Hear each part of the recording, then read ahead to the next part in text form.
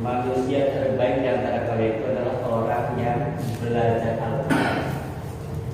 Khairukum man ta'allama Al-Quran wa 'allama. Orang terbaik di antara kalian adalah orang yang belajar Al-Quran dan mengajarkannya. Pada malam ini kita sedang berusaha untuk menjadi manusia terbaik. Manusia terbaik itu bukan manusia yang hartanya banyak. Manusia terbaik adalah manusia yang mau belajar Al-Quran. Mau belajar. Alhamdulillah, ini adalah nikmat Allah. Ini adalah kasih sayang Allah kepada kita. Karena tidak semua orang Allah ingin dia jadi baik. Kata Rasul dalam hadisnya, apabila Allah menghendaki kebaikan pada seorang hamba, maka dia akan diberikan kemudahan dalam hal agama. Jadi dari hadis ini dapat disebutkan bahwa orang-orang yang Allah ingin dia baik, maka Allah kasih kesempatan, Allah kasih kemudahannya untuk yufaqihu fiddin. Apa yufaqihu fiddin? Kasih dalam agama. Jadi walaupun dia orang Islam, walaupun dia gelar hajinya banyak, umrahnya setiap saat, kalau Allah nggak pengen dia jadi orang baik, Allah nggak kasih kesempatan untuk ngaji, untuk belajar agama. Karena kata Allah dan Rasulnya, yufaqihu. Apabila Allah mengendaki kebaikan pada seorang, dia akan diberikan kesempatan ya untuk paham agama. Nah hari ini, malam ini sampai di sini kita dikasih kesempatan Allah untuk menjadi orang yang baik, ya, menjadi orang yang baik. Dalam hadis lain Rasulullah katakan, apabila kalian melewati taman-taman surga, maka mampirlah, nikmati apa yang di taman.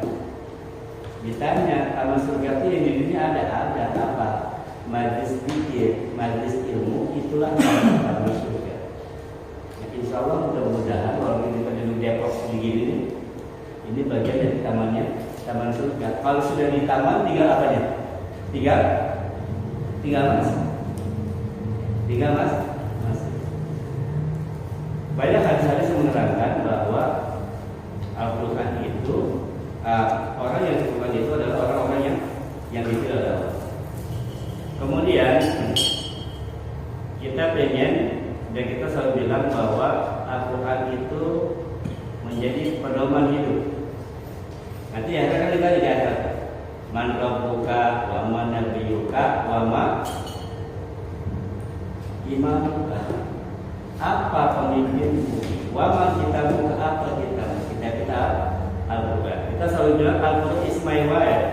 Al-Quran adalah hidupku. Is my way. Al-Quran adalah jalan hidupku.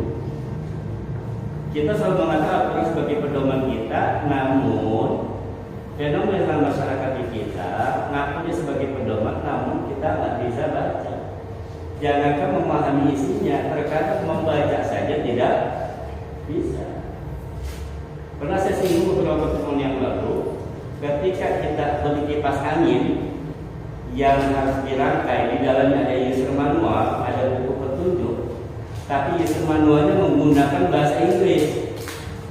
Kalau kita tidak bisa bahasa Inggris, kira-kira bisa masang nggak? Bisa masang? Nggak bisa. Al-Quran itu bagaimana mau jadi pedoman hidup kita, orang kita nggak bisa bacanya. Makanya Allah pengen umatnya jadi baik, pelajarilah ayat-ayat Quran, pelajari Al-Quran. Tujuannya supaya apa yang Allah inginkan kita tahu. Apa yang Allah perintahkan kita tahu, apa yang Allah larang kita tahu. Baik, ketika Al-Quran kita pelajari, ada beberapa tahap harus lewati dulu. Ya, tahap pertama kita mengenalnya dengan apa?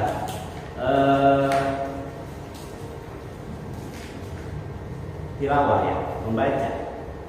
Jadi pertama belajar baca dulu, alif ba ta sa.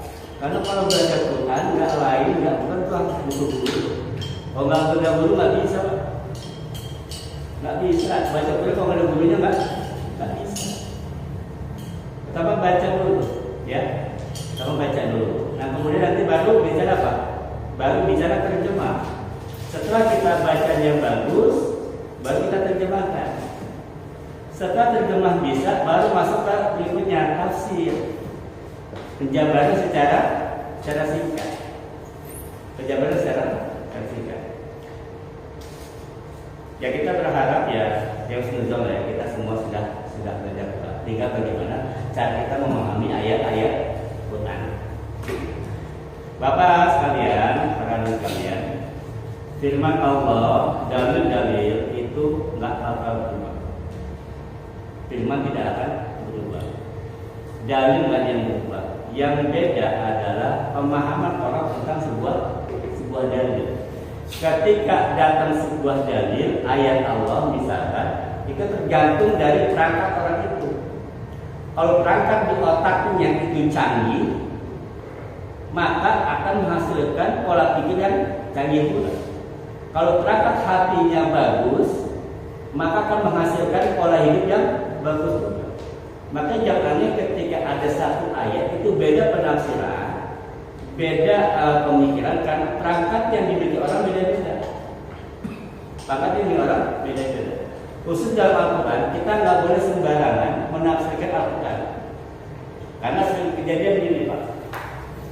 Untuk mempelajari Al-Quran itu, ada orang pemikirannya kurang tepat, akhirnya menimbulkan kekacauan. Contoh begini. Kita pernah dengar terjadinya peperangan antara Sayyidina Ali ya dengan Muawiyah bin Sufyan. Jadi kan terjadi ketika perang hampir menang, Sayyidina Ali menang, lalu Amr bin As yang waktu itu berada di kubunya Muawiyah bin Sufyan mengatakan jadi damai, tujuan damai. Singkat cerita damai. Saat Ali menang, akhirnya nggak jadi menang karena damai, tidak tersenjata. Nah, di pihak Sayyidina Ali ada pasukan Sayyidina Ali yang nggak terima nih. Seharusnya menang, kenapa pakai damai? Babat aja, hajar aja di sini, gitu kan? Nggak terima dengan keputusan politiknya Sayyidina Ali. Nah, akhirnya pasukan dari Sayyidina Ali yang tidak terima dengan keputusan Sayyidina Ali untuk gencatan senjata keluar dari pasukan Sayyidina Ali membelot. Orang yang membelot inilah orang yang kita sebut dalam sejarah, sebutnya dalam kaum Faris. Nah singkat cerita, Pak Mubarak karena dia sakit hati, nggak terima dengan kita jaga, akhirnya dia anggap semua orang yang terlibat dalam arbitrase dalam terjadi itu adalah orang yang kafir semua, orang yang salah. Digunakan ayat Quran, "Wa man lam yahkum bima anzalallah fa ulaika humul kafirun." Barang siapa yang tidak menjalankan perintah Allah, menjalankan hukum Allah, maka orang kafir. Digunakan ayat lain, orang kafir wajib dibunuh. Maka dengan dalil Al-Quran itulah mereka membunuh Sayyidina Ali. Yang membunuh ini hafal Quran, Pak. Ya kalau itu bodoh-bodoh ya. Ibnu Muzal itu yang membunuh Sayyidina Ali itu hafiz Quran. Hafiz Quran. Nah belum lagi ada dari lain orang salah penempatan. Mentang-mentang di surga ada 72 bidadari, ya. Akhirnya menghalalkan darah orang, membunuh. Logika otaknya di mana? Demi bidadari masa membunuh orang? Kenapa? Karena penempatan ayat yang kurang tepat. Maka dibutuhkanlah sebuah perangkat ilmu-ilmu yang dapat mendukung menafsirkan Al-Quran. Itu nggak boleh sembarangan. Contoh lain, orang harus tahu ilmu asbabun nuzul. Asbabun nuzul itu sebab-sebab turunnya ayat atau turunnya sebuah surat. Kalau orang tidak tahu latar belakang turunnya ayat, takutnya pendalilannya nggak tepat. Misalkan ayat tentang peperangan dipakai untuk waktu damai, nggak tepat. Masa kata bapak dan mereka memerangi. Nah, konteks ayat itu sedang apa? Jadi diharuskan seorang mufassir itu tahu ilmu asbabun nuzul. Ya, itu baru ilmu asbabun nuzul. Belum lagi nanti ada ilmu nasikh wal mansukh. Ya ada kurang lebih sekitar 14 perangkat ilmu yang harus dikuasai, yang harus dimiliki oleh orang yang ingin menafsirkan Al-Quran. Jadi nggak sembarangan, Pak. Karena fatwa itu hanya boleh dikeluarkan oleh orang yang memiliki kapasitas. Nggak bisa semua orang memberikan tafsir. Mentang-mentang memegang dari baligu anu baru ayah dapat sedikit fatwa, dapat sedikit wadah hukum, itu nggak bisa, nggak boleh. Kata saudara Marisa, manfaat Al-Quran beriyatin, wanita bawa makadu hilangkan. Barang siapa yang menafsir Al-Quran secara serampangan, seenaknya aja, wanita bawa hilangkan, siap-siap dilempar ke dalam. Nah, makanya dia harus hati-hati dalam menafsir Al-Quran. Ada ilmu-ilmu yang harus kita miliki dalam menafsirkan Al-Quran, terutama ilmu alat, ilmu bahasa, ilmu alat bahasa Arab seperti ilmu nahwu, ilmu sorof, ya, ilmu bade, bayan, balaghah. Kemudian nanti itu baru ilmu alat yang tuh. Nanti di situ di dalam ilmu itu kita belajar tentang bagaimana bentuk-bentuk kata, bentuk-bentuk kalimat. Ada kalimat majas, ada kalimat kinayah, ada kalimat sore. Itu macam-macam kalimat yang harus kita kuasai. Huruf aja macam-macam, ada huruf atop, ada huruf jar, ada huruf istisna, macam-macam. Jadi ini perangkat dasar harus dimiliki oleh seorang mufassir. Belum ilmu yang lain, ilmu hadis. Kita harus tahu ilmu ghayatul hadis, rijalul hadis, mustalah hadis, nanti ada ilmu asbabun nuzul. Kemudian ilmu Al-Quran, nanti ada ilmu ada nasikh wal mansukh, mutasyabih, nanti ada lagi ilmu tentang asbabun nuzul dan sebagainya. Itu ilmu itu harus kita paham. Nanti ada ilmu fikihnya harus dikuasai juga, ada usul fiqh, ada ilmu uruf dan sebagainya. Inilah cabang-cabang ilmu yang harus dimiliki oleh orang yang ingin menafsirkan sebuah Al-Quran. Baru dia bisa menghasilkan sebuah pemikiran, oh maksudnya ini. Makanya saya bilang, beberapa ulama mengatakan nggak bisa sembarangan seseorang itu hanya bermodalkan terjemah saja dia mengeluarkan sebuah fatwa. Apalagi kalau yang berkaitan dengan hukum, ya, berkaitan dengan hukum.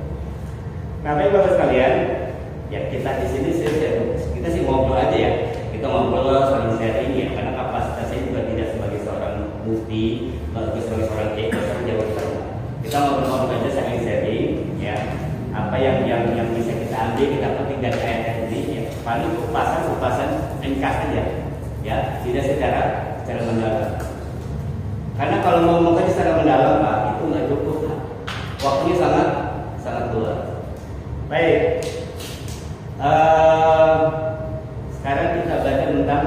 Fatihah. Kita mulai dari pertama kita tahu dulu Al-Quran. Apa sih Al-Quran? Ini dulu nih. Kita pahami. Al-Quran itu apa? Tunjuk hidup. Hah? Tunjuk hidup. Pengertian Al-Quran. Definisinya apa? Tunjuk hidup. Petunjuk hidup. Oke, apa lagi?